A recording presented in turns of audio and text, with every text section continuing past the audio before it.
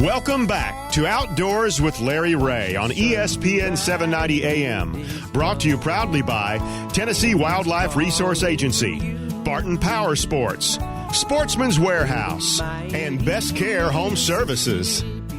Hey, good Saturday morning. Welcome back to Outdoors with Larry Rea on ESPN 790 here on this March the 11th. And don't forget to change your clocks tomorrow morning. I keep saying that. We're going to lose that hour, but we'll gain it in the afternoon, and it will help us in turkey hunting a little bit later. Right, Bill? Absolutely. Yes. Looking forward to it. Looking forward to it. April the 1st, and, of course, the youth hunt is next weekend. Or is it next weekend? Or there's 2 weekends now. It's the weekend before the season opens. But Bill Cooksey in studio.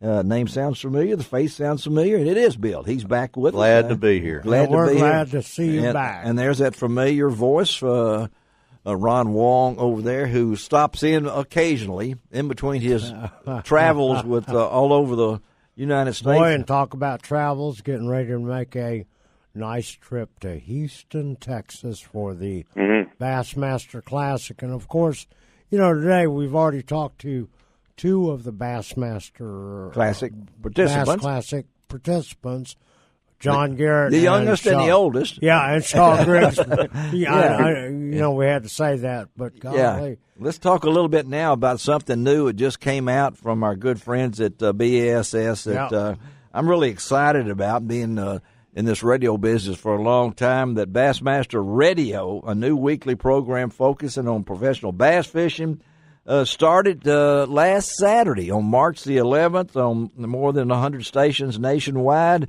You can go to Bassmaster.com to find out, but we got the voice of Bassmaster Radio, and that's Thom Abraham. Good morning, Thom. Good morning, fellas. It's good to be with you. I know, Thom, I've never met you, but I've heard your name, and I've listened to some of your you've got a career that has been north and south and north and south, so to speak. But let's talk a little bit about this part of your career. Did you when they approach you about this has got to be an ultimate assignment for a guy that loves to be on the radio and talk and spread the good news about bass fishing, because you do love bass fishing.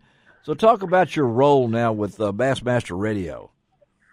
Well, to set the groundwork for this, I've been a lifetime member of BASS since 1981, some 35, 36 years or so, and I grew up fishing. My family in Florida, so I grew up in the Finger Lakes of upstate New York, and so I grew up back and forth going to Florida and fishing those shallow water, clear water lakes of Central Florida, and then going back to the Finger Lakes. So I've been around bass fishing my whole life. My dad, my uncles, we were all fishermen and outdoorsmen. And people hear I'm from New York, they think I'm from a stoop in Brooklyn, but it's not right. You get upstate New York looks like Tennessee. It's absolutely beautiful country. Beautiful country. Yeah. So when I ended up, I got out of coaching college football in 1997 and ended up on the TV and radio doing regular sports talk. And shortly after that, decided I wanted to do an outdoor show on Saturday mornings, much like what you guys do. And so we've been about 12 years. It was it started out as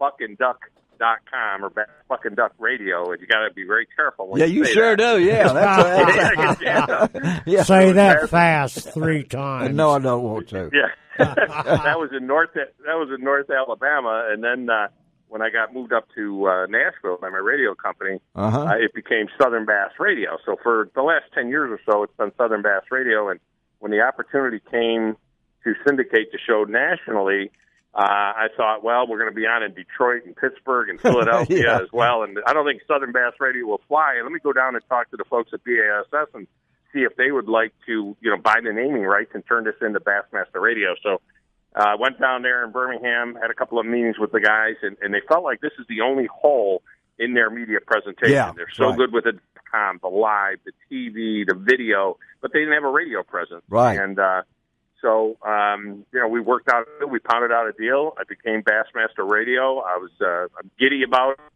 it. It's a lifelong dream to be able to do this, and so that's how it came about, and we're having a great time with it now every Saturday morning.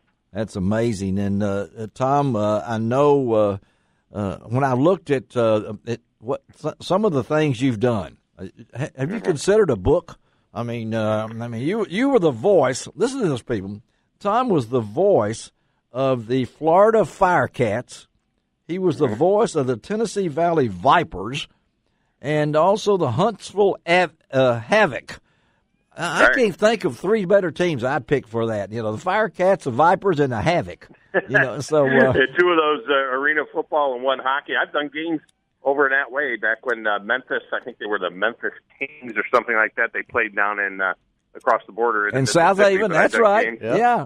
We still have the Haven. Yeah, they played in South Haven, and we have the River Kings.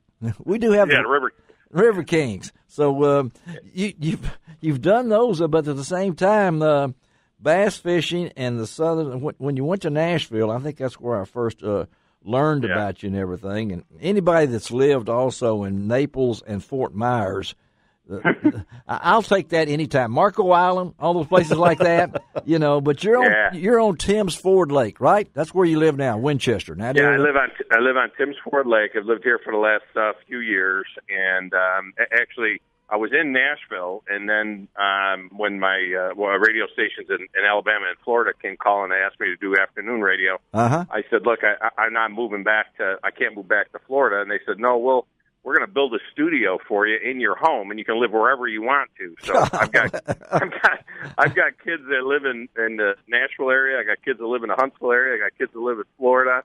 My wife and I, so we decided to get right close to the Tennessee-Alabama border, and Timms Ford Lake is a hidden treasure, fellas. I'm telling you, we just had a tournament here last Sunday. It's 20 pounds of smallmouth bass to win the tournament, and it's just a great little spot to be. I'm only 45 minutes from Goose Pond Colony on Gunnersville, and we've got Normandy and Woods Reservoir and Timms Ford. So this is a great place for an outdoorsman.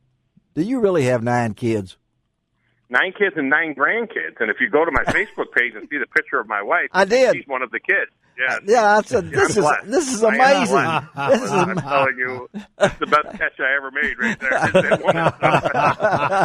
Well, I realized that. What's the excitement of this, Thom, about doing this? What do you want to make this? How do you make this successful like you want it to be? Well, I think the key is to try and cross over a little bit, and BASS is in the Elite Series kind of looks like NASCAR these days. In terms of the what they did with the boats 10 years ago, and the anglers and so on. And so I think they view me as a crossover guy, where I'm a sports guy, but I'm also an outdoorsman. So when I talk about the tournaments, and we focus more on the tournaments, we do some technique of the week stuff and things like that. But my goal is to make this more mainstream. People are used to listening to me talk about SEC football or the Tennessee Titans when I'm covering them for CBS Radio and things like that. So they're used to my voice there, and so a lot of people have now been crossing over and say, "What's this guy talking about? What's this professional fishing? What do you mean a guy's going to win $300,000 in Houston? What do you mean they're weighing in at Minute Maid Park? That's a baseball stadium." So I'm trying to bring to the general public, to the general masses, I call them the great unwashed, I'm trying to bring them our sport of professional bass fishing. So that's kind of the focus. And I know, again, we're talking to Thom Abraham. He's the new voice of Bassmaster Radio. You can find out all about this in the stations and everything at Bassmaster.com. But I know, Thom, at the same time, you want to kind of bring these people. We love the interviews here, Ron and myself and Bill. This show takes advantage of Jamie Day Matthews a whole lot out of BASS because of the great guest. They're all open to talking on the radio. They're all passionate about the sport. And I think let the people know a little insight on these folks. And I think that's going to give you the opportunity to know they're not just guys that go out there and fish on the water. They have real lives. They have passions and things. And I think that's what I like to see that you guys are going to do. You're going to go behind the scenes, right? Right. We do a segment called the Pro Profile, where we don't talk fishing, we just talk about. And I'll be honest with you, this was Kevin Van Dam's idea. Really? Okay. KVD was on Southern Bass Radio with me 2 weeks before the last episode of Southern Bass Radio, before it became Bassmaster Radio, and I asked him his input, and he said, "Boy, it would be great to do a 5 or 6 minute segment on the background of us. Did we play sports in high school? What are our interests and so on? And then have that little vignette attached to the angler page at Bassmaster.com. So that was part of what we took to BASS, and they loved that idea. So we we started that last week, and some of these guys, I mean, Jacob Wheeler, one of the new young guys, is a hoot. Yeah, he is. Some of the other guys that are great, and you Sean Grigsby. I mean, come on, they so much fun to talk to these guys, and they're very accessible. They very are. They are. Yeah, we may lose them in a hole driving on their cell phone, but they'll call right back. Yeah. Or they'll make the effort.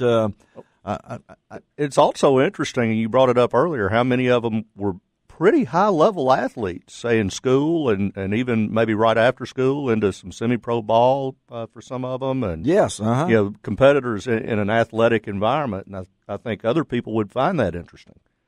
Well, the other part of it is, too, ask them, do they remember their first fish catch? Do they remember the first time? And, for example, Mark Zona told me that he was at his grandfather's cabin in Michigan, and he was 8 years old, and his grandfather would take him fishing all the time, and he said, Grandpa, take me out, and he was working on the cabin, and he said, look, boy, he says, here's a worm, a plastic, he says, here's a plastic worm, a rod, go to the end of the dock and throw it underneath that pontoon boat over there.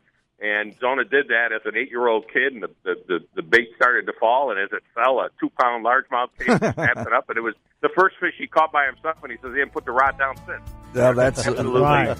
So you find those stories out when you talk to these guys about things like that. Well, folks, again, go to Bassmaster.com. You can find all the links and everything. Thom Abraham, thank you, buddy, for being on Outdoors with Larry Ray, and we'll stay in touch. And like I said, Ron Wong will be at the Classic representing us. Hope he can hook up with you, and y'all can cross paths and everything. We'll see you there. Okay, Tom, thank you. Have a great day, guys, buddy. Thank you. Okay, let's take another break. Let's go back locally and talk Pickwick with Claggett Talley.